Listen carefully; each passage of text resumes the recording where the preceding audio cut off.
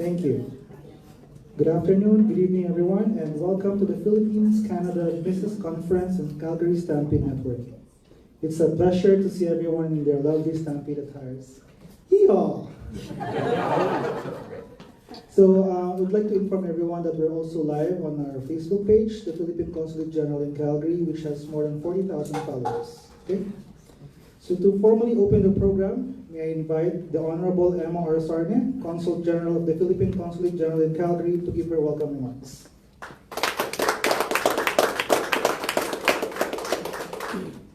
Thank you very much, Manny. President Wayne Farmer of the Canada ASEAN Business Council, and of course Ms. Thi Nguyen, the Executive Director of CABC, Deputy Director, and seated right next to him, Brad Havisbeck of Global Affairs Canada, CEO Bernie C. I saw Bernie earlier. Oh, there she is. There you go. Of Invest Alberta, the Regional Director for the Western Region, Ran Carter of Export Development Canada, Ms. Yunina Mangio, President of the Philippine Chamber of Commerce and Industry, who is joining us from Manila, distinguished business leaders from Alberta and the Philippines, partners from the Philippine Chamber of Commerce and Industry, ladies and gentlemen, mga kababayan, magandang gabi po. At isang mainit na pagbati sa inyong lahat. Yahoo! And good evening. Welcome to the Philippine Consulate General in Calgary for what promises to be an exciting night of business networking and engagement.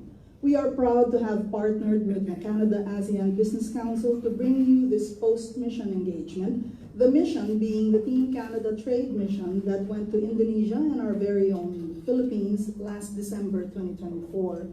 And we are thrilled to welcome you to this timely gathering, organized on the sidelines of the greatest outdoor show on earth, the Calgary Stampede, one of Alberta's most celebrated traditions and a true showcase of the province's entrepreneurial spirit, agricultural leadership, and deep sense of community. This event marks the next step in our shared journey following the Team Canada Trade Mission to the Philippines in December 2024. It was a milestone that opened up a new chapter in Alberta-Philippines business engagement. That mission reminded us not only of the strategic potential between our two countries, the Philippines and Canada, particularly Alberta, but the value of face-to-face connection, of partnership, and of course, shared vision. Today's gathering brings us back to that energy, but with a new purpose, to build on what was started. Whether you traveled to Manila, Quezon City, or Cebu, you witnessed firsthand the openness of Philippine business community, the warmth of its people, and the strength of its economic fundamentals. Indeed, the Philippines stands as one of Southeast Asia's most promising investment destinations, with consistent GDP growth, a large and youthful workforce, a thriving business sector, and a government committed to the ease of doing business. The Philippines is not only open for business, it is ready for long-term partnerships. And in sectors such as agriculture, agri-tech, energy, food processing, logistics, digital services, and clean technologies, the opportunities are real and they are growing. And for Alberta businesses looking outward, the Philippines offers strategic access to ASEAN markets with a combined population of over 670 million people, with increasing consumer power and a solid track record of resilience and reform across all 10 Southeast Asian countries. So now is the time to deepen your engagement, not only as exporters or investors, but as collaborators and builders of a shared future. We are especially pleased to welcome our partners from the Philippine Chamber of Commerce and Industry in the Philippines, whose participation reflects a strong desire to continue the dialogue and explore new ventures and promote this two-way trade and investment. We note that the CABC and the BCCI have recently forged a cooperation agreement just this April 2025, and we look forward to assisting both institutions as they deepen their business engagement. And an even more exciting part of today's program is the speed networking session. Right? It is a practical and dynamic space for you to meet or reconnect with Philippine enterprises. Manila is just waking up right now. And in this space, you can exchange ideas, explore complementary interests, and of course, identifying next steps. It is a chance to move from interest to implementation. So, as the Calgary Stampede reminds us, it is when we honor our roots, celebrate our community, and champion innovation in sectors like agriculture that we create lasting legacies. The same spirit that drives Alberta, this province, forward. Hard work, collaboration, and the pioneering mindset is the same spirit we bring into our partnerships with the Philippines. So, to our Alberta businesses, thank you for stepping out, leaning in, and showing the world what Alberta has to offer. And to our Filipino guests, maraming salamat for being here, for believing in what we can achieve together. Let us use today to renew ties, explore opportunities, and turn our conversations into concrete collaborations. Maraming salamat po, thank you, and let the conversations begin. Thank you.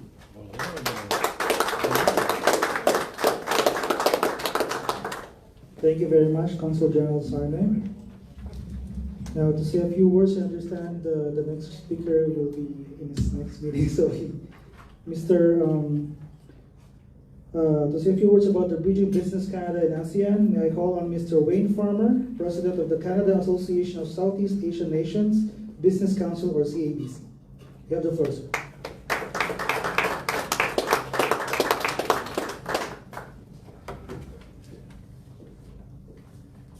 Thanks for that. Obviously, I missed the memo about the dress code this week while I'm here in Calgary, but that's all right.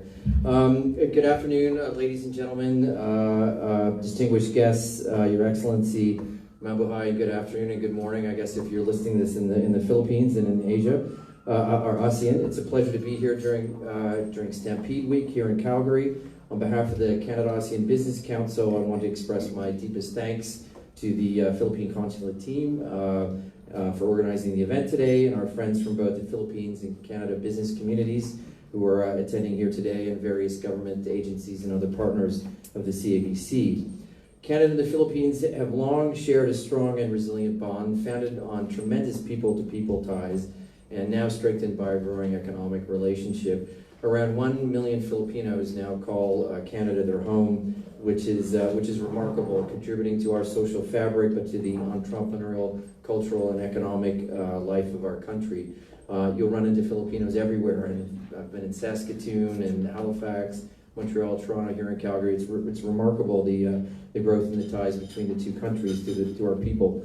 Both countries' trade and investment relationship has also deepened in recent years. In 2023, bilateral merchandise trade exceeded Canadian $3.4 billion, with Canadian investment in the Philippines nearing the Canadian $1 billion mark.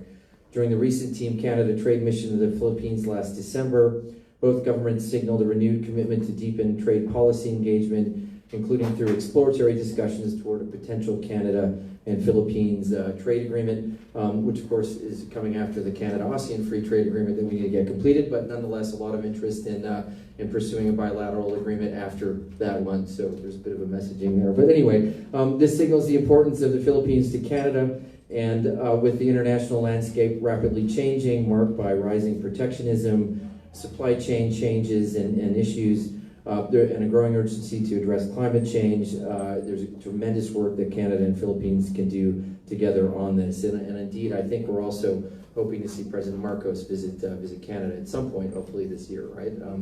Yes, it's there. So yes, so let's do that. ASEAN has emerged not just as a market of growing middle-class consumers, but a critical player in growing the future of the global economy. As you know, ASEAN is the world's 5th largest economy, home to over 670 million people, majority of them about over 50% under the age of 35. The ADB projects ASEAN growth to grow by 4.7% in 2025 on average. I think Philippines is slightly higher than that. And ASEAN is posed as a whole to be the 4th largest economy in the world by 2030. ASEAN has also been among the top FDI recipients in the world. In 2023, FDI inflows into ASEAN reached an all-time high of US $230 billion, despite a decline globally in economic or global FDI. So the fact that the majority is coming to ASEAN is pretty big news. And of course, in the context of this, Philippines is right there in the center of ASEAN as one of the fastest growing economies and an emerging power in digital and renewable energy hub and energy in general. And the opportunities for deeper collaboration between the Philippines and Canada remain immense. In the energy sector, the Philippines plan to commission nuclear energy by 2032, and they're aligned with Canada's world-class capabilities, both in existing CANDU reactor technology and SMR emerging technologies. We bring, in terms of nuclear, Canada brings fuel, technology, engineering, financial capability, and supply chain and education to this. So we have the whole supply chain to offer to the Philippines. And indeed, there's been quite a number of meetings on that in the last couple of years, including several delegations from the Philippines to Canada, as well as the meetings we had last December in the Philippines. In the agriculture and agri-food sector, the growing demand for high-quality, sustainable food imports provides ample opportunity for Canada as a leading exporter of pork, beef, wheat, and pulses. In 2024, Canada was the third largest supplier of pork and poultry, and the ninth largest supplier of beef to the Philippines. Which indicates there's still lots of room to grow. Canada's share of Philippines wheat imports was only 4%. Again, strong potential to continue to grow that. And I would suggest as a reliable long-term trade partner here in Canada versus some of our competitors in that space. I won't mention who. But to continue to strengthen the Canada-Philippines business and economic cooperation, the CABC has continued to make strides. We continue to have events like this. We continue to work with our various counterparts, including PCCI in the Philippines, Philippines MFA, and with a number of the Canadian groups and Crown Corps like EDC and CCC and others, and the Philippines Canada Chamber as well, to make sure that we're continuing to get the message out and increase business collaboration and networking like the event today to take advantage of these opportunities. I'm pleased to also announce that we have hired a staff in the Philippines. So Abby Tizon has joined us in Manila as Business Development Manager. So that adds to our CABC staff based in Canada, Singapore, Indonesia, and Thailand. So we hope to keep her very busy and working with us, and that it gives us more resource to continue to have more events like this, both in the Philippines and outside. We are having our just one plug for the CABC. We're having our very big event that we have about every 18 months or so in Kuala Lumpur later in the year, the Canada ASEAN Business Forum, off the back of the Canada ASEAN Economic Ministers meeting, or the Trade Ministers meeting, which I'm pleased to announce that our CABC Forum has actually been included in the official program, which is quite an honor. I think that's the first time that that's happened. And we will be organizing the next one in the Philippines, because I believe Philippines will be the host next year. So we'll be very busy in the Philippines and look forward to that. So again, thank you very much. Hope to see some of you later this evening, but also later in the year in KL. And it's great to be here and have the opportunity to speak at the Philippines Consulate here in Calgary during Stampede week. And if we do this next year, I'll promise to get a cowboy hat. So thanks so much. Pleasure to see everybody tonight, and thank you, Your Excellency. Thank you very much, President Farmer. So may I now call on Mr. Brad Havigsbeck, the Trade Commissioner, Global Affairs Canada, to say a few words.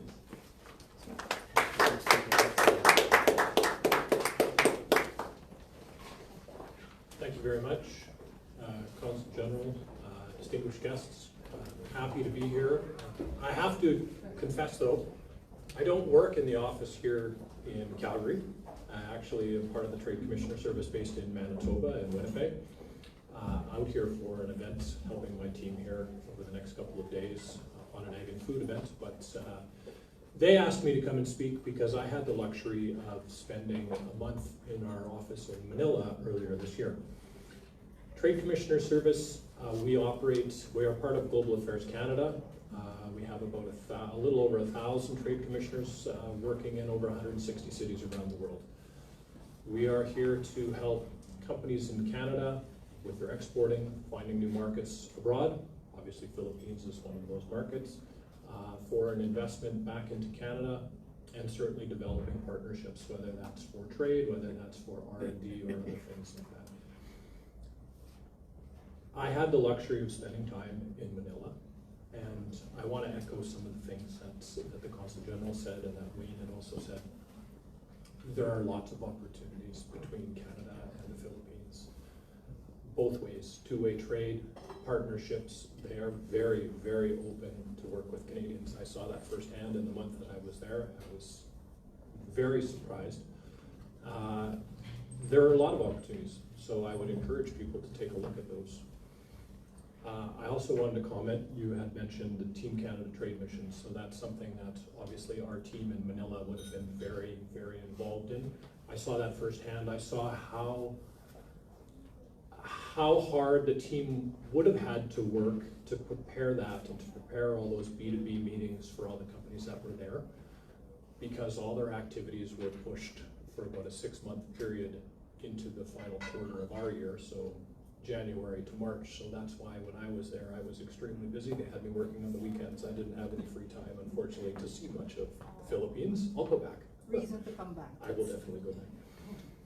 But the opportunities are there. So our team in the Philippines is very strong. They are there to help for opening doors, helping make those connections. And you have a strong team here in Calgary and in Edmonton in the Alberta and Northwest Territories office. I would encourage you to reach out to them if you need. If you don't know who they are, happy to make those connections for you. Utilize the Trade Commissioner service to open the doors and further trade between the Philippines and Canada. Thank you.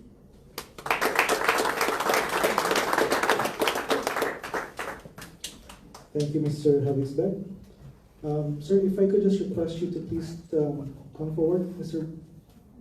Brad, if I could just request you to please have a seat, the farthest left seat there, as this will be followed by a Q&A. So next, may I call on stage Ms. Bernie Shi, the Chief Executive Officer of Invest Alberta.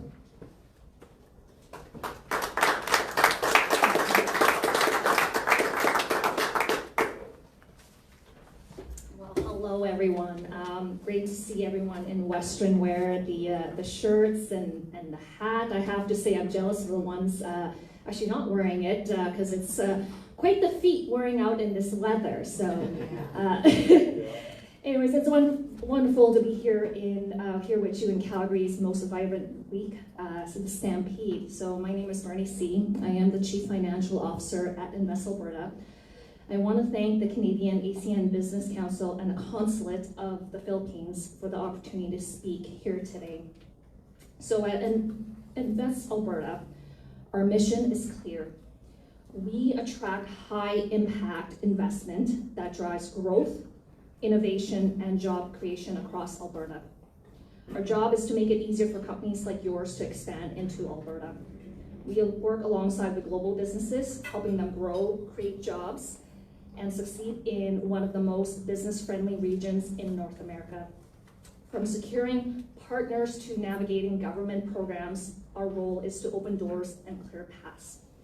Alberta and the Philippines are already sharing strong ties through trade, investment, and most importantly, through our people. The Filipino community is one of the fastest growing in Alberta, and it plays such a vital role in our economy, in healthcare, construction, hospitality, logistics, and more. And at Invest Alberta, we see these ties as foundation for future economic collaboration. If you're a Philippine-based business exploring global growth, Alberta offers exciting opportunities across several factors. One, agri-food, with Alberta's advanced food processing capacity and the access to North American market. We welcome Filipino exporters looking to scale their value-added food products. We also have logistics and supply chain. Located at the center of Canada's corridor for trade, Alberta offers strategic infrastructure for companies in shipping, distribution, and cold storage. Third, technology and innovation. Alberta has rapidly growing ecosystems in AI, fintech, clean technology, and digital health, making a great fit for Filipino startups and scale-ups looking to expand globally. And lastly, energy transition and sustainability. Alberta is a global leader in clean energy, hydrogen, and carbon capture. There is room for collaboration and innovation with Philippine firms working towards similar goals. So whether you're a startup looking for your North American foothold or a multinational expanding in new markets, Invest Alberta is here to help. What we offer is tailored investment support from business case development to site selection and government navigation. We also offer market intelligence and local insight, sector trends, talent pipelines, and regulatory compliance. And perhaps most importantly, a global team on the ground. We have a dedicated business development director based in Southeast Asia, actively working to build partnerships and identify opportunities between Asian markets and Alberta. And this means that we're available to support your business locally, understand your needs, and help chart a path to success in Alberta, whether that's setting up operations, building partnerships, or accessing the Canadian market. This boots on the ground approach means we're not just waiting for companies to come to us, we're out there listening, learning, and supporting investment ambitions at every stage. And what makes Alberta attractive for international business, we are the lowest corporate taxes in Canada, a skilled, diverse workforce. We have strong support for immigrant entrepreneurs and investors. We are pro-business government and streamlined regulations, and growing globally through access through trade agreements like CPTPP, which includes the Philippines. And we believe Alberta is not just a place to do business, it's a place to build something lasting. So to our Filipino partners and entrepreneurs, if you're considering expanding into North America, let us help make Alberta your home base. Maramings, salamat po, thank you, and I hope to connect with you, many of you today. Thank you.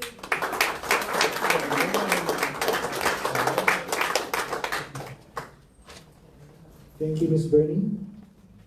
So next we have Ms. Ran Carter. She's the Regional Director of the West Region, Export Development Canada.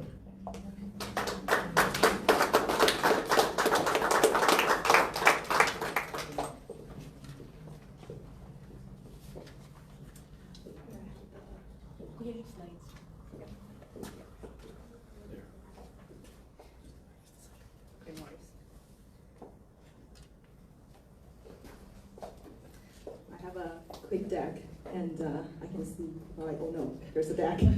Don't worry, it's going to be 5 minutes. But maybe while we're pulling out the deck, just quick introduction of myself. My name is Ran Carter. I am the Regional Director for Western Canada here at EDC.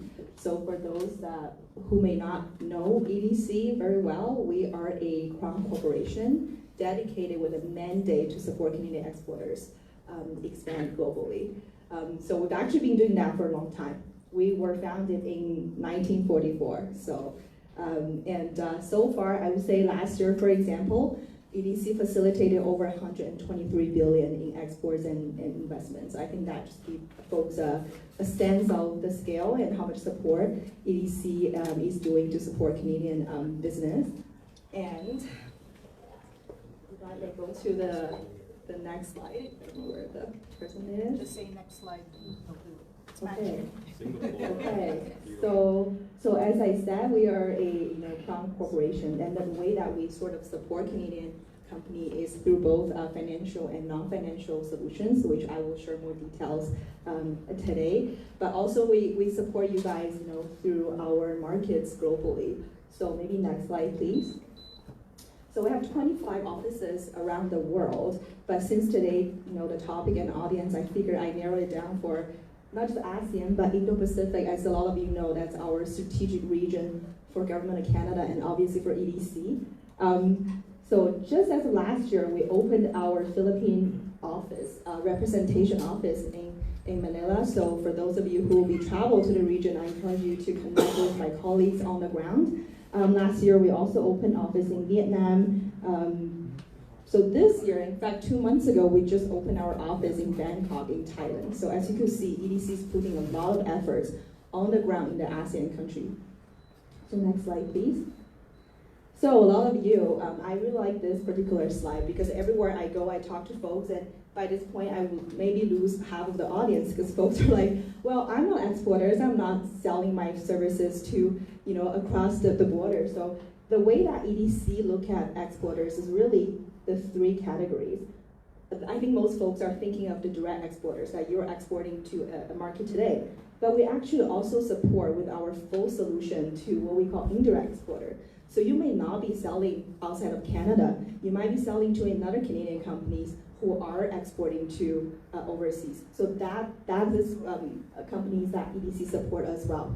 And lastly is what we call future exporter. So you might not be exporting at all, or you may not be selling business to someone who's exporting, but as you're expanding domestically in Canada, you are increasing your operations capacity, keeping in mind that EDC will also be there to support, so long as at one point that you have planned to expand globally. So with that, quickly, maybe next slide, please. So how does EDC help you? So this is really the easiest way to think about it, and if there's one slide to take away, I hope it's this one. Remember the three circles or three bubbles. Top left is knowledge and intel. A lot of my colleagues here today have spoken about their offices on the ground, and we actually work very closely with colleagues here today in the ecosystem to support that. So that's sort of the network side of things as well, right? With a Team Canada approach, I'm sure a lot of you have experienced that already. So that's the bottom circle, and obviously is the financial solution that EDC sort of distinguish ourselves when it comes to providing for Canadian exporters. So next slide, please. So without going into too much detail, a lot of people don't actually know that EDC have in-house top-tier economics and sector teams, and a lot of their services are actually free to our customers, right? So make sure that you reach out to get those information. And next slide, please. And this is the financial solutions. So without actually listing all our solutions, all the way from insurance to financing and to investment product, these are just some of the scenarios, right? We talk about you might need access to working capital, you may have concern with your profit because now you have foreign exchange rate fluctuations.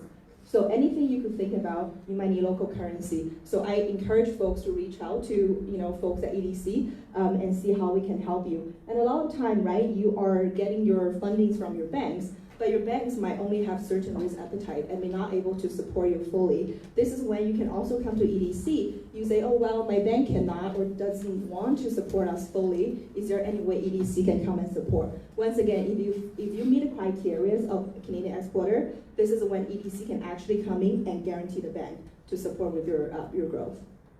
Next slide, please. Yeah, this is what we talk about. We work closely with our partners, and we have, I want to quickly mention Global GBD. So I was formerly a chief representative in market in Asia. So me and my colleagues on the ground, working with our diplomatic relationship and commercial relationships, helping folks on the ground. Next slide, please. Yeah, just quickly, we work with financial institutions, governments, and a lot of private associations. So with that, that's all I have to share. Thank you.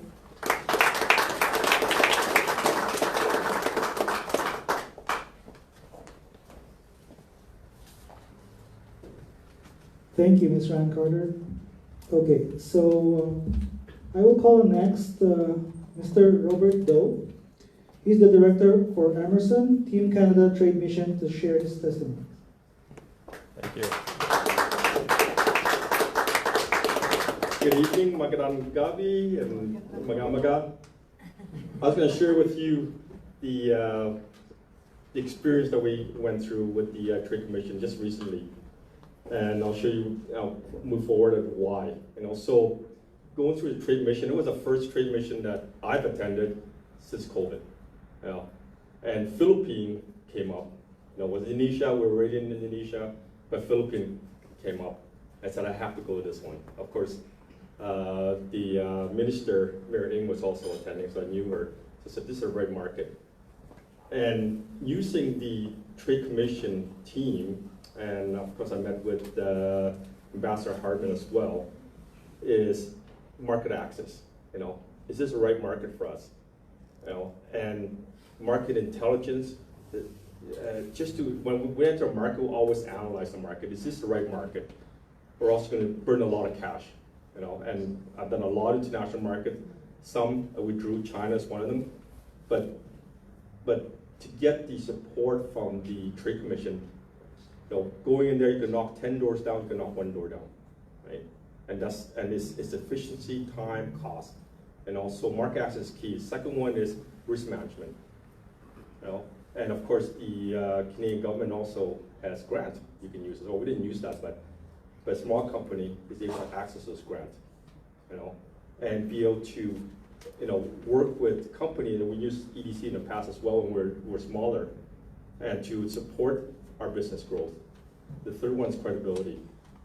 You don't realize the Canadian flag carries a heavy weight today, much more than before, right? And to be able to use that and to go into a country that, especially Philippines, you know, and I've never gone to Philippines in the past, but to have to go be part of the Trade Commission, meet with the Trade Commission team, and get support is a huge win. Since then, we've actually, we had a project which is in Quirino, during COVID. We were able to actually monitor waters for them, you know, to help local communities have clean water. And I shared that with Ambassador Maria Austria, and she just said, wow, you know. And since then, we have been awarded a multi-million-dollar contract just a few months ago. We're gonna have another project that's gonna be awarded in the BGC area, and you know BGC, right? And so the ask is, you know, Philippines wasn't on the radar, and I'll share with you why. So April 30th, 1975, the fall of Saigon. And it just happened that I was there, April 30th, we did a big launch of a first multi-million-dollar contract.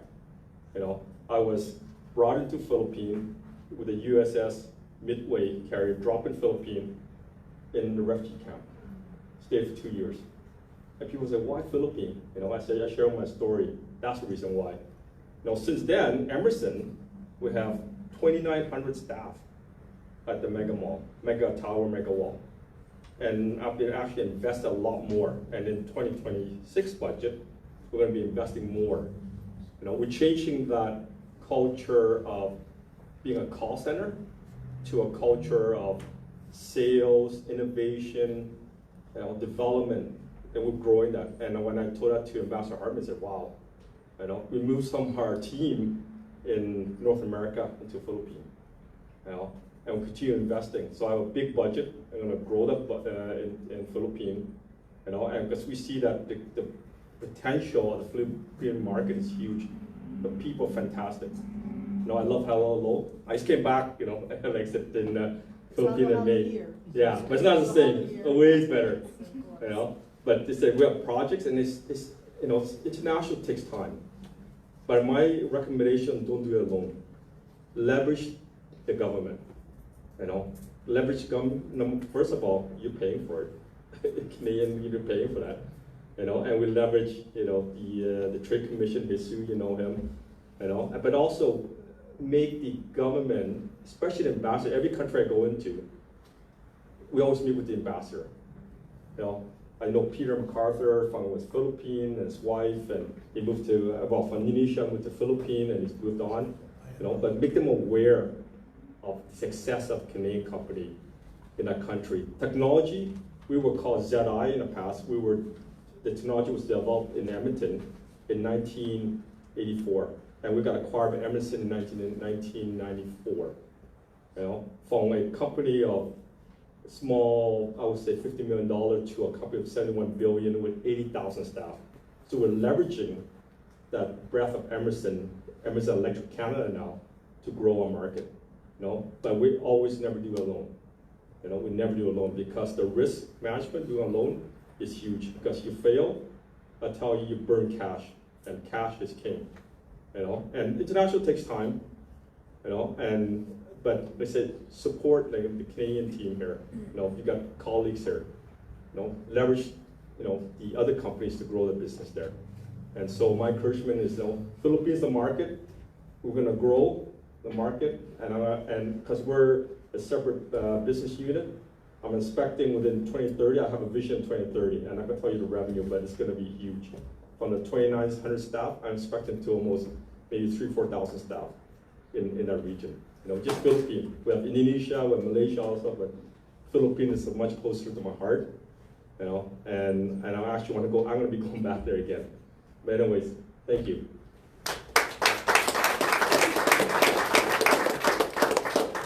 Thank you, Mr. Robert. Please have a seat.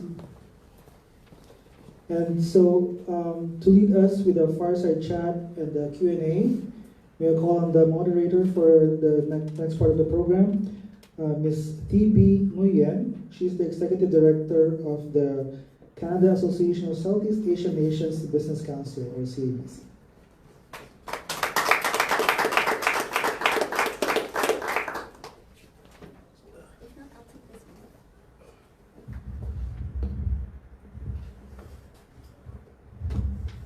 Thank you so much. Thank you, Consul General, for co-hosting this event with the CABC. We're really happy to be able to do this first business conference, and we look forward to more of them. We won't have, so actually we have maybe about 5 to 10 minutes dedicated to the Q&A. So first of all, thank you to the speakers for sharing insightful information. So I do hope you've learned a bit.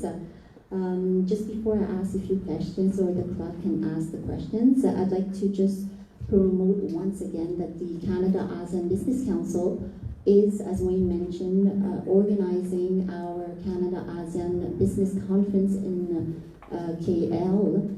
Following actually by a trade mission to Philippines and Vietnam. So the whole session will be from September 24th to October 3rd. So if you're interested, feel free to connect with me after the event.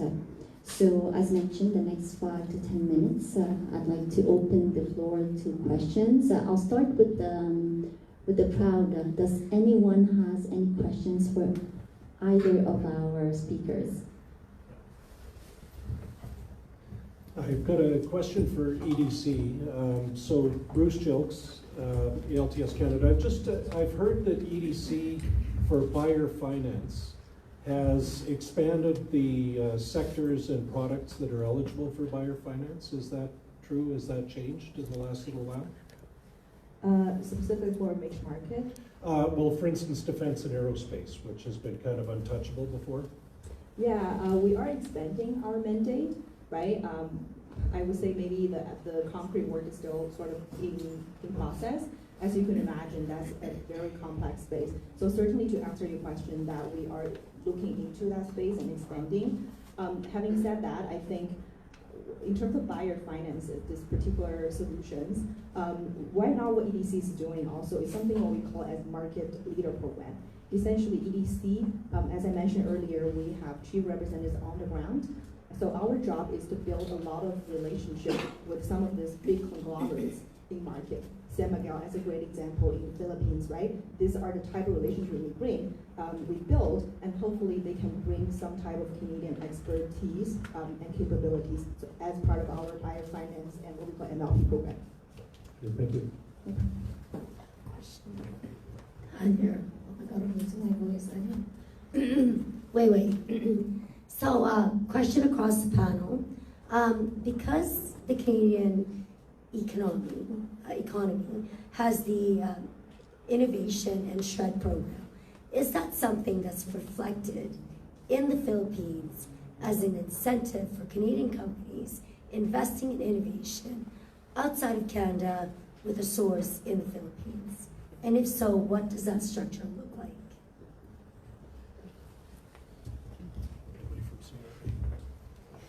Do you mind repeating the question again? I just want to make sure Okay, we understood it. Okay, so within the Canadian government, under CRA, is the SHRED program, which is scientific research and experimental development. It allows Canadian companies to access money spent towards innovation. So if Philippines and Canada is going to do a collaborative effort in regards to promoting both economic structures, is there an incentive for the Philippines and Canadian government to work together to access an equivalency program for that shred where they can access, a rebate program in the same fashion? I could take, maybe mention two things regarding innovation. CBC, we did sign, as Consul General mentioned, a MOU with the Philippine Chamber of Commerce.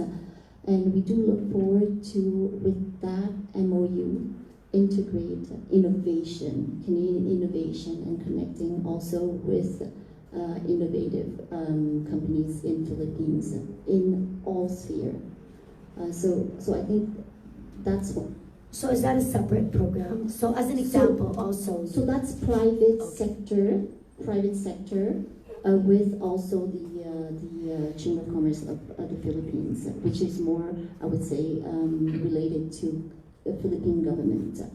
The other thing that we mentioned also is that currently Canada and Philippines are actually started the discussions on a Canada-Philippine free trade agreement. So within that free trade agreement, it could be interesting that definitely innovation in both countries be part of that negotiation, because we see it throughout ASEAN. Innovation is key in all sectors, from agtech to clean tech. So I think I could start with those two answers, and I think others has. So I would highly encourage also to look at the Eureka network that reflects 50 countries, that reflects R&D efforts of innovative companies investing internationally, just as an FYI. Salamat. Yes, I'm not too familiar with the shred system that is happening here in Canada, but definitely from the Philippine side, yes, innovation is actually one of the key elements. I wouldn't say sector because it cuts across all sectors. But recently, the Department of Trade and Industry has created a new bureau or a new unit specifically focusing on creative industries. And in that creative industries unit, of course, a lot of innovation happens. But particularly when it comes to agribusiness, to agriculture and agri-tech, that is where we want to see investors focusing on and obviously being more innovative because we have limited land space. We have many mouths to feed, but very limited land space. And we are visited by typhoons 24 times a year. But we still remain an agricultural economy, so it's kind of like very difficult to put the two together. So definitely innovation in that aspect would be key. And in my travels around Alberta and Saskatchewan, I have seen quite a number of government-led, private as well, activities that focuses on innovation. I know that we don't share the same rainfall. I mean, you are big, but definitely your agriculture is also limited, right? Because of snow, because of winter, which is what, eight months in a year. There you go, 12 months in a year. So we may have different weather factors, but obviously the kind of innovative practices that you have when it comes to harnessing that limited time that you have for agriculture is something that we are also looking to tap. So yes, to answer your question, if there are partnerships, or we're hoping that those partnerships can be fostered. We would be interested in learning more about that SHRED program and how, from our side, from the Philippine side, how we can also partner that. Because we know that when it comes to programs, it's always important to have that counterpart funding, right? Because it's not going to be a one-sided deal. So counterpart funding. So if we know how the system works, I can definitely inform Manila about it and see where we can. So at a high level, I just want to be able to provide some guidance on that.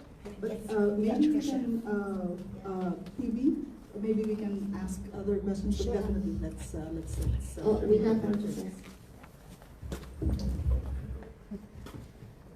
So a lot of discussion around trade agreements. So I think we'll go back to the gentleman from Emerson. Customers need money. The risk of being overly simplistic, it's two things you need. So where's the investment group forum around equity? Because banks aren't going to get there, because if you're earlier stage, you need equity, right? So where is it? EDC, I work with you all the time. You're great. You have to have typically a bank in front of you that has a relationship with the organization, unless you're larger, and then you might invest that from an equity basis. But really good big businesses started off as really good small businesses. And it's very, very difficult to get capital and find customers. I think we've got great environment here to access potential customers in international markets, to accelerate that. But where's the money? Like, are you not, why aren't we putting on an event for private equity firms globally to invest in these type of initiatives? Because you have remarkable support by government, and you got remarkable support to find customers, which are the two biggest things, right? So the other part around SHRED too, that might be a caution, is where's the intellectual property owned? Right? So there might be a limitation depending on that as well. So is there financing events related to just raising money and getting people who have money to come and listen to this?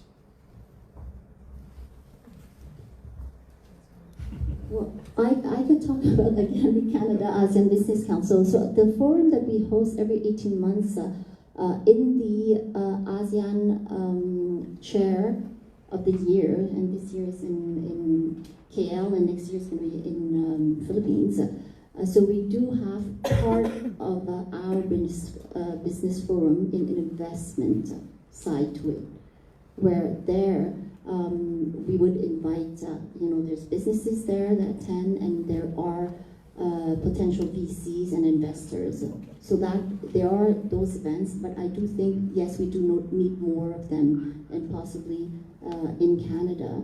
But what we see, like just this year at Stampede, Canada has an Indo-Pacific office in Manila. What do they do? So this year, Deidre, who's in charge of the office, she just came back with a delegation.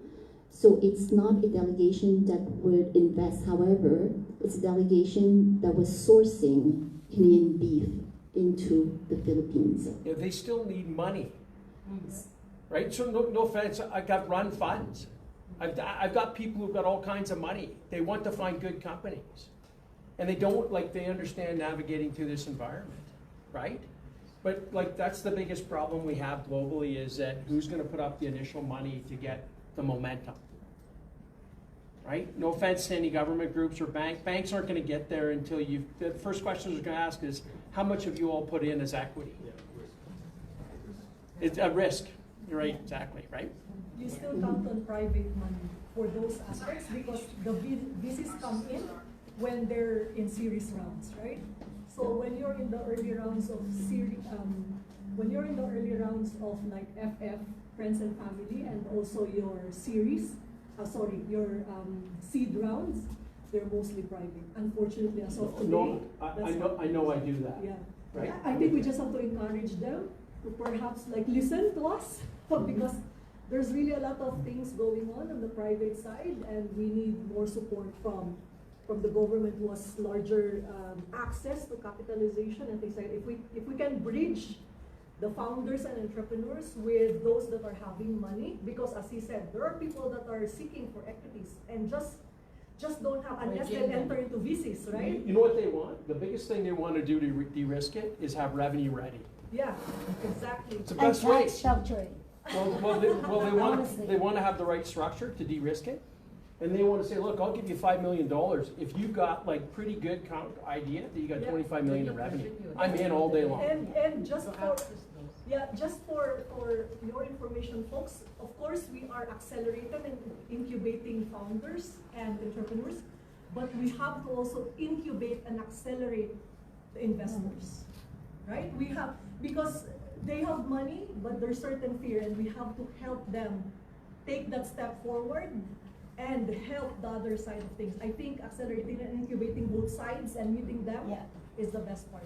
I think globalizing the whole KYC and CRM and onboarding at different stages of a project in different phases would be crucial to not just investors, project delivery, execution, and funding with joint ventures for partnerships to grow. That's economic development. I do know we have in the room, I just can't find him, a VC in AgTech, but I'm not Doesn't sure. want to be seen.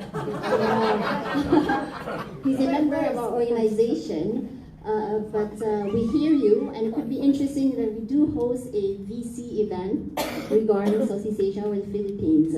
I think we have time just for a last question because we have to move forward on the program. So anyone has a last question? Yes, please. The questions are really, really good, and I appreciate that we're doing this. This is the first event I actually acknowledge that we have something like this. But one of the questions, I'm jumping off from the innovation and the incubating program. So this is across the board, and hopefully you'll get the chance to answer this. But across every organization, is there any incubator program that would allow our young entrepreneurs and upcoming entrepreneurs to develop their products, their ideas, or any support out there? I know capital is number one, but I also deal with a lot of investors. And I do understand that given the right idea, investors will come. That is the truth, okay? It's hard to get letter of guarantees from Canadian going to the Philippines. The Philippine bank will not honor it, no matter how good our guarantee letters are, right? So at the end of the day, you need cash, you need liquidity. But having said that, if we have an incubator program across the systems and platforms and bring that over to your young entrepreneurs and upcoming entrepreneurs, then that would jumpstart all of this. And I'm sorry, I've seen this across the board. I deal with a lot of businesses. But innovation, aside from Shred, is not something that really being pushed forward. That is the truth. I deal with one of the big defense company that is right here in Calgary. They can barely open the ground in Asia because they are looking for markets in Asia and also bringing those supplies back in Canada. It's just such a tight market and a tight pathway to navigate. So, okay, my question is, where is the incubator for young entrepreneurs, especially for the Philippine community, for the Filipino community? We are the largest, we are the youngest, but we are so aggressive and yet we don't know where to start. I'm hearing across the board financing such a, it's a barrier.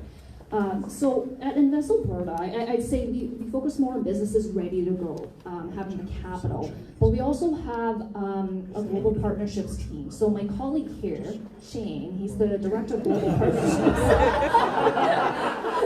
He has a network of financing, lawyers, accountants, and so come see us after. We're happy to make that connection for you. And maybe I'll just quickly add, and I kind of wish my sister Crown BDC is here as well. So a lot of folks were talked about. Certainly, I know for a fact that BDC are heavily involved in those type of earlier stage. In fact, even for us, BDC, even though our focus primarily have been larger and more mature industries, but as some of you know, we do have investment matching program, we do invest in equity. Maybe I'm very humbled in hearing a lot of the comments today. Right?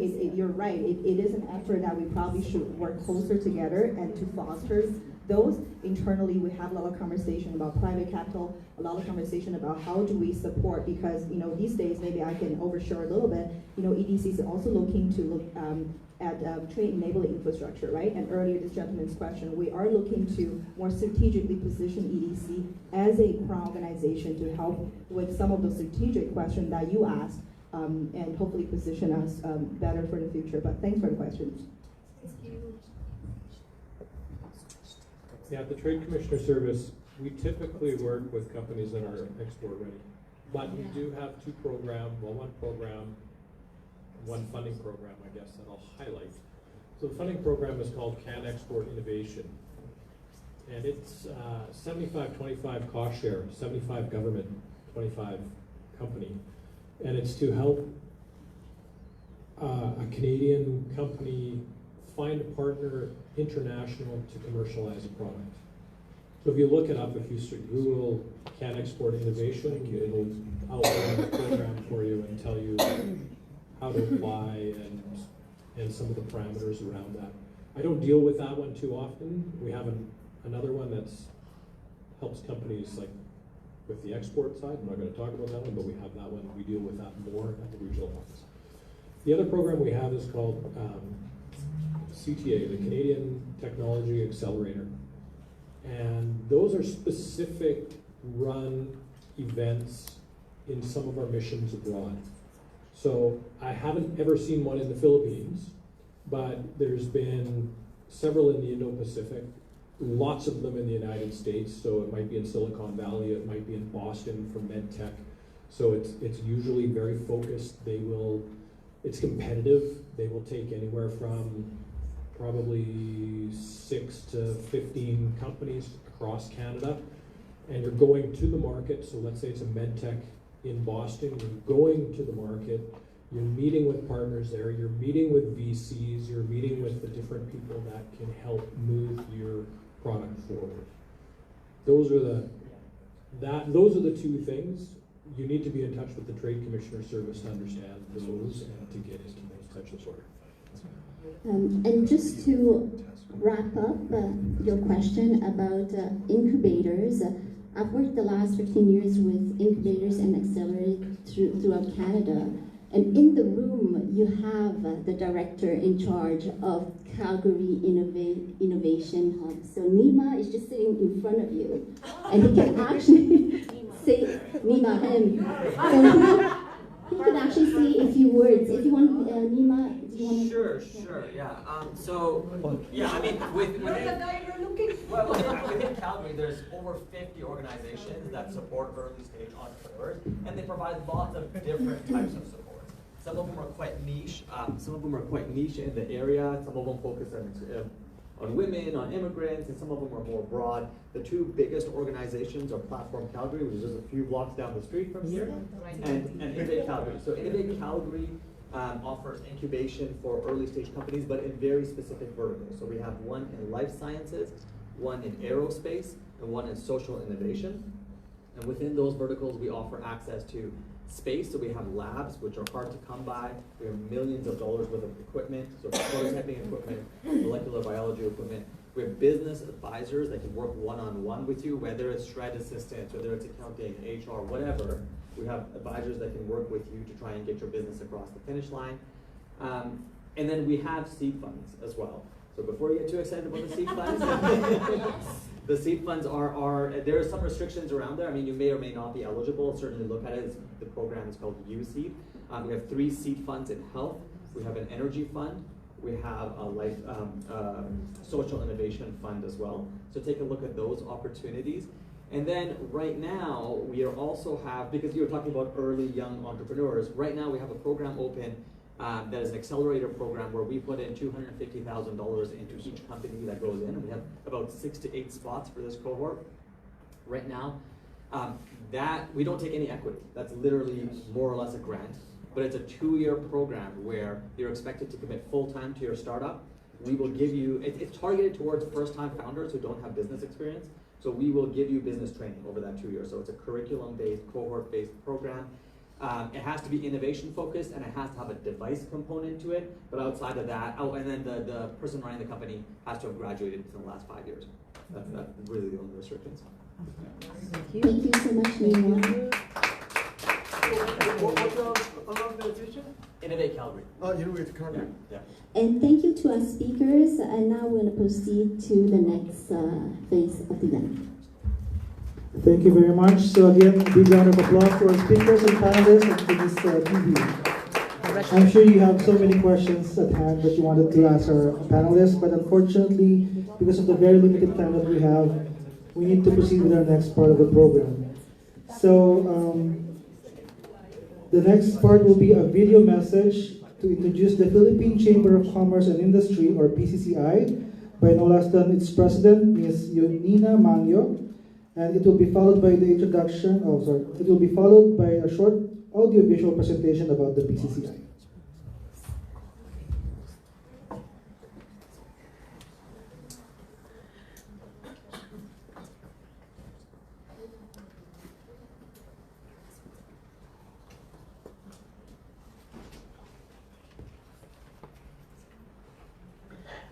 Good morning and good evening, ladies and gentlemen. I am truly honored to join and welcome you to the 2025 Philippine-Canada Business Conference and Calgary Stampede networking event.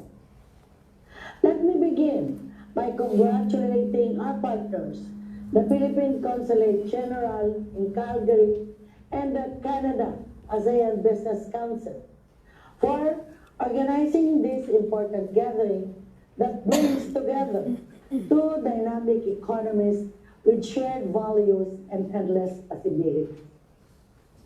My sincere gratitude goes to Her Excellency Maria Adrielita Ostrea, Philippine Ambassador to Canada, the Honorable Emma Sarne, Consul General to Calgary, Vice Consul Vida Berzosa, Trade Commissioner Mario Tani from the Philippine Trade and Investment Center, and Canada ASEAN Business Council President Wayne Farmer. Indeed, your leadership continues to strengthen the bonds between our nations. The Philippine Chamber of Commerce and Industry represents more than 35,000 businesses, from ambitious startups to industry giants. We are a unified voice of Philippine enterprise, championing growth, innovation, and sustainability across every sector of our economy. Our presence here today signals the Philippines' commitment to deepening our economic partnership with Canada. We are fortunate that the relationship between our countries has evolved from the diplomatic ties to a thriving business alliance built on mutual respect and shared opportunity. Just last April, PCCI organized a 35-member trade mission that had a very successful visit to Toronto. Spearheaded by our Philippine-Canada Business Council, the results generated by the mission were remarkable. New partnerships were formed, markets were opened, and relationships strengthened across diverse industries. During that mission, we signed a Memorandum of Understanding with the Canada ASEAN Business Council, creating a formal framework for enhanced bilateral cooperation and focus on expanding trade, increasing investment, and fostering innovation between our countries. Toronto was only the beginning. Because of our very positive experience, we are now planning two missions to Calgary, Ottawa, Vancouver, and Edmonton, because we believe in the power of face-to-face connections and partnership building. The Philippines offers Canadian businesses something unique, a gateway to Southeast Asia, backed by one of Asia's most dynamic economies. Our young, skilled workforce speaks English fluently. Our growing middle class drives consumer demand. Our government prioritizes infrastructure development and foreign investment.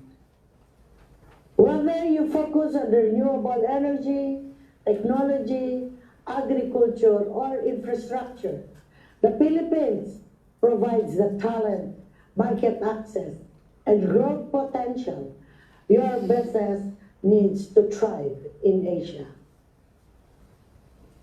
PCCI can serve as your bridge to Philippine business opportunities. We connect, we facilitate, and we deliver results. Our partnership with government agencies and Canadian organizations like the Canada ASEAN Business Council ensure that your investments have the support they need to succeed. We are confident that today's conversations will eventually become tomorrow's partnership, and tomorrow's partnerships will further drive prosperity for both our nations. Again, thank you for joining us today. Marami pong salamat.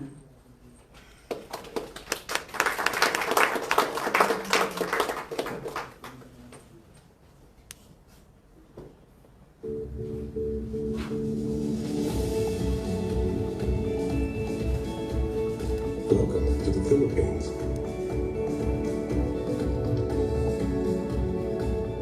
Your next destination for business and tourism. A nation of vibrant culture, warm and hospitable people,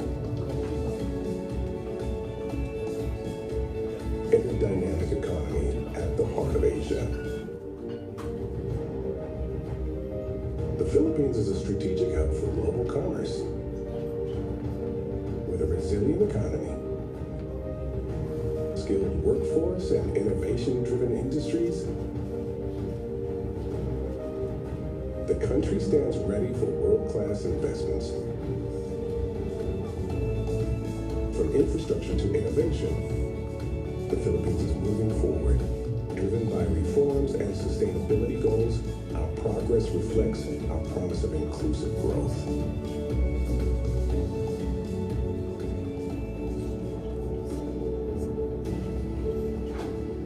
The Philippine Chamber of Commerce and Industry, the largest business organization in the Philippines, leads with influence and integrity. With a nationwide network, the Philippine Chamber of Commerce and Industry is actively engaged in international partners and organizations and hosted major business conferences and business forums in the Philippines, developing mutual trade and investment framework, sustainable economic alliance, and strategic partnerships.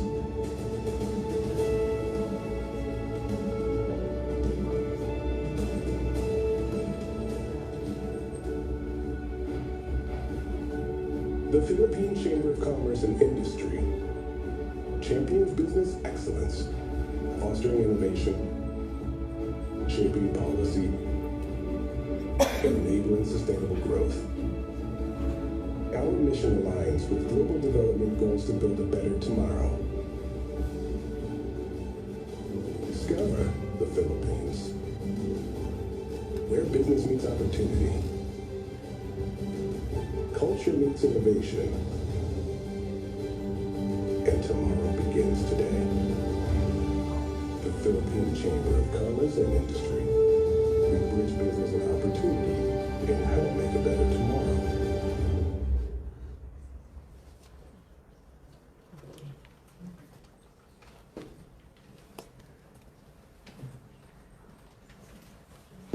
Okay, so we will pause for a short break. We have to be back here at 7:30. Let's all enjoy. Let's all enjoy some coffee and elevated canapes with Filipino flavors prepared by the Terroir Symposium's Filipino featured chef, who is based in Calgary. He's Mr. Leroy Borrega. He's at the back. Who will be the one to entertain you for his delicious food. Let's give him a big round of applause, please. Okay, so you can continue your business networking while you're eating, and please be seated again at 7:30. Thank you.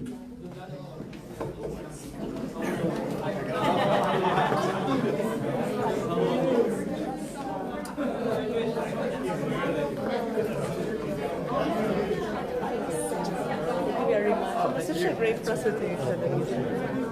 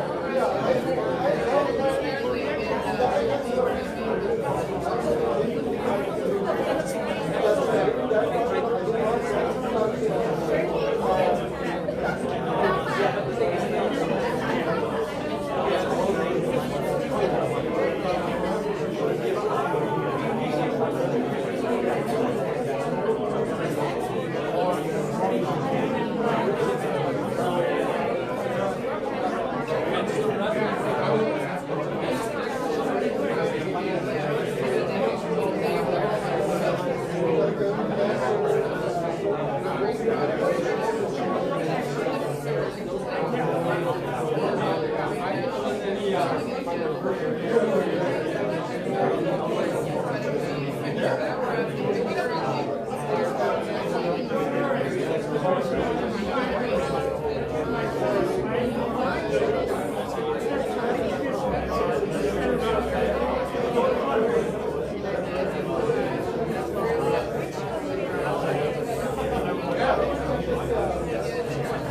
you guys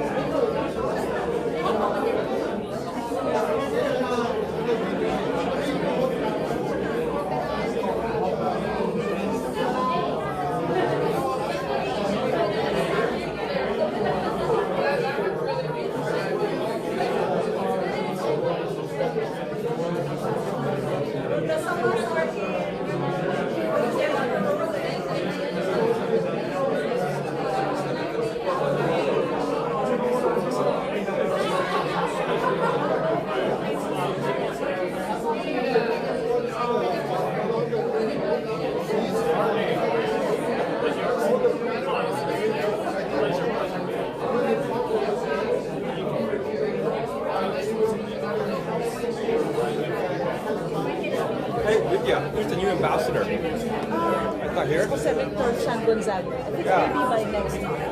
Okay, so Maria is She's a consul general. okay. It was a gentleman before, right? Yes, Mr. Zaldi Patrol. His husband Del. He said, our son Rosales, Oh, okay. Yeah, because Del was waiting for his Facebook. Yeah, because I met with him. Oh, okay. Yeah, so we keep in contact, invited some of our events to the pub. And I met with ambassador of Korea.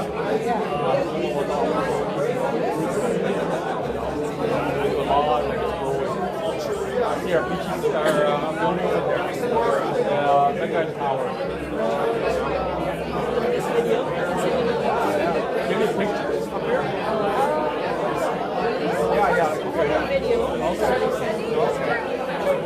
Share with the team, put it on LinkedIn.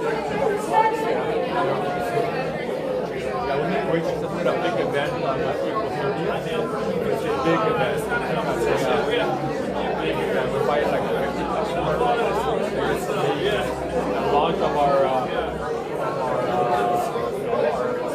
tri-party agreement inside the whole partner. It happened that day that the 50th anniversary of my dad. Yeah. So Jeremy was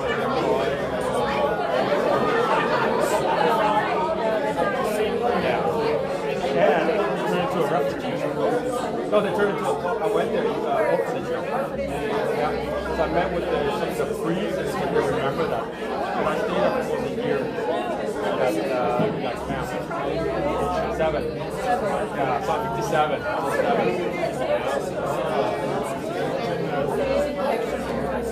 That's why I have a heart for it. So I was waiting for the right time. And it was that trip was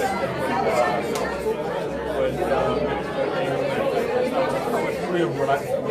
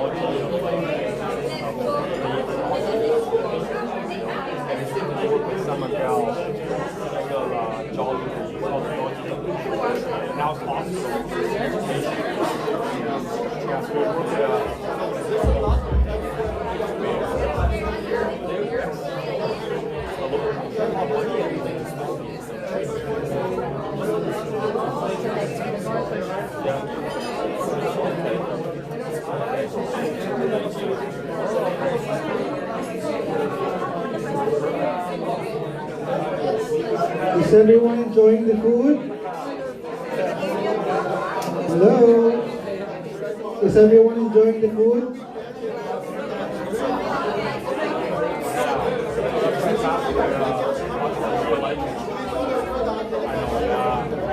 Hello, time check. It's 7:31. Please go back to your seats.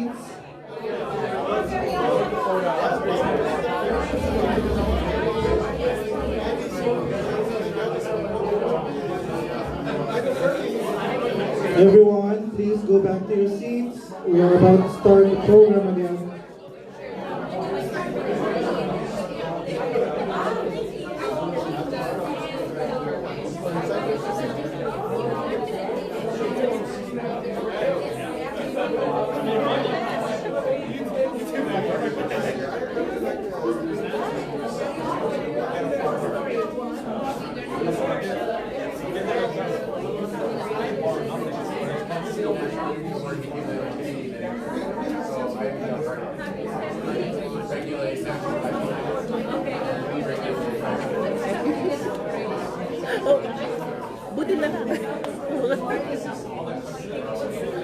A big thanks again to Chef Leroy for the delicious food.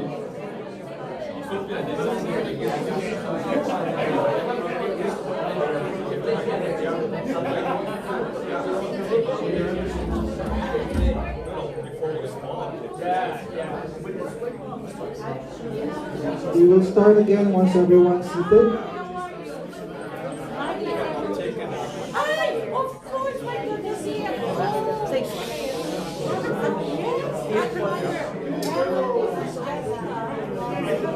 Again, everyone, we need to start and resume our program as the Philippine side is also waiting.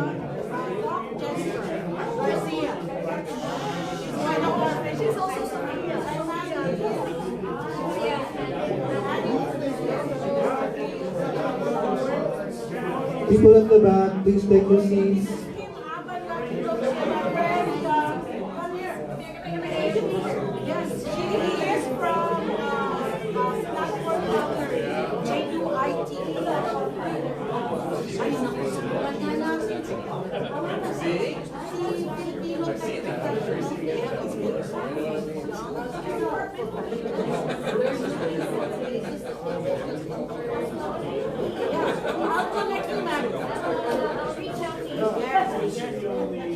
Thank you. So there are still a few more seats, empty seats in front. I hope everyone is still here. Please do take your seats. People are not listening. It's like a reunion.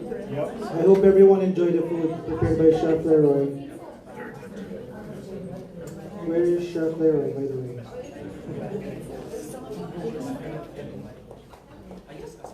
Okay, let's all give Chef Leroy a big round of applause. Thank you for the food.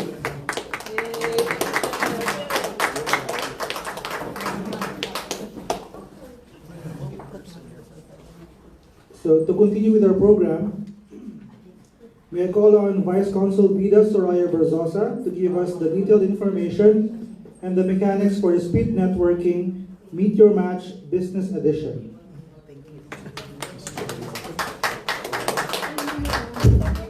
Hello!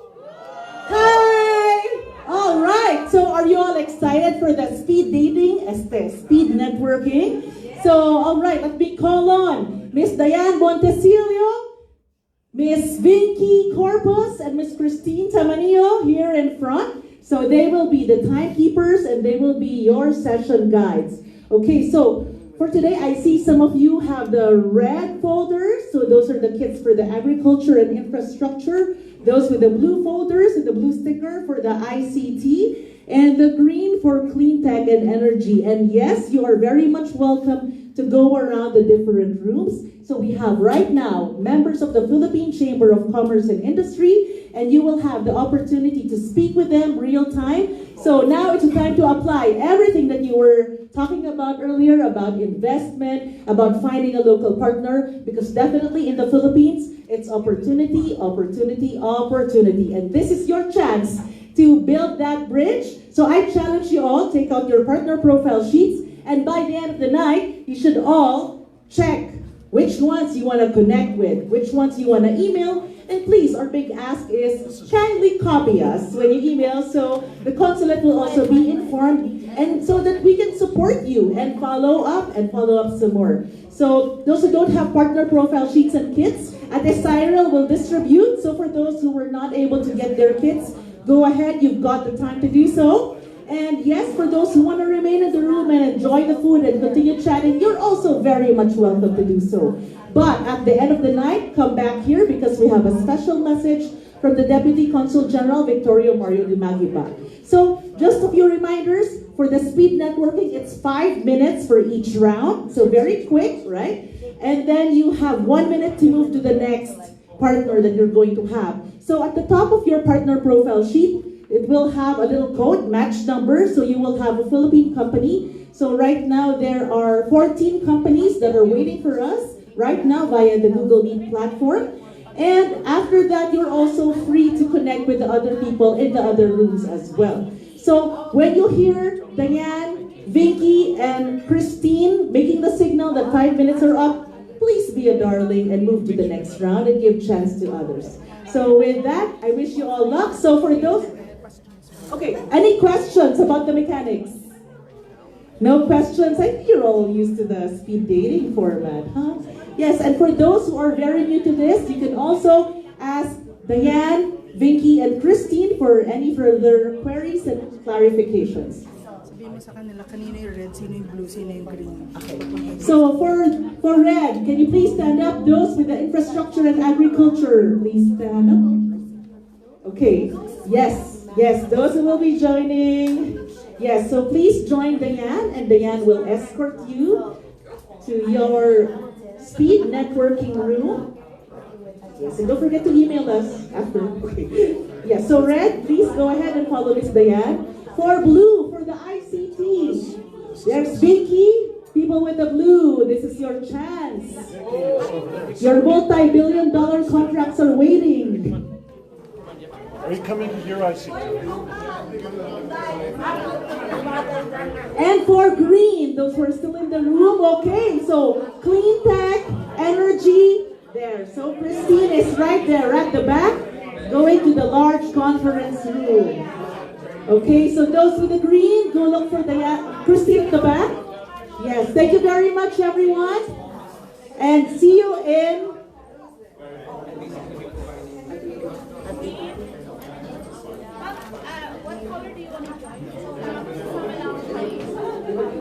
And see you all in 1 hour. Thank you very much and good luck. Godspeed to everybody.